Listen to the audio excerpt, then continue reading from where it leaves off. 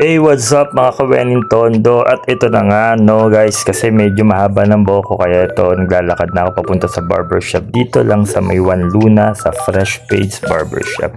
Ayan, kung makita nyo, mahaba na. Syempre, mag-MC kasi ako next week. So, kailangan poging-pogi tayo.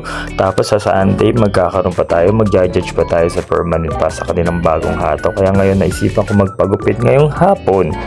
Yan, nakita nyo, medyo mahaba na nga sa gilid, sa likod. And alam mo ba, maganda sa Fresh Page kasi bagong-bago tong branch nila. Marami silang branches. Nag-trending sila lagi sa TikTok dahil sa napakagandang nilang mga gupit.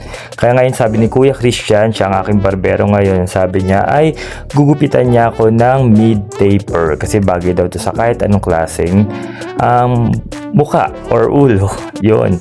So ito, inumpisa na nga niya. Sabi ko, bawas-bawasan niya ng konting gilid, pati yung likod. Pero yung ibabaw, wag masyado. Kasi alam mo naman yan, nakikita niya naman manipis ang buhok ko.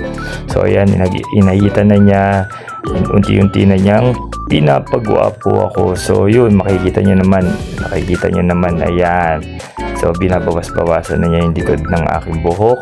At yan na nga ang aking resulta. Mas fresh, mas bago, mas mukhang bata ng 20 years. Ayan na ako ngayon. So maraming salamat Fresh Page Barbershop. Puntahan nyo siya di sa Juan Luna, Corner Bago sa Gagalangin. Thank you so much. And follow nyo sa kanilang Facebook, TikTok account. Ganun din follow nyo When in Tondo.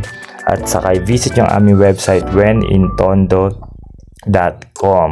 Maraming salamat Kuya Christian, saka sa mga may-ari and also sa staff dyan sa Fresh Page Barbershop.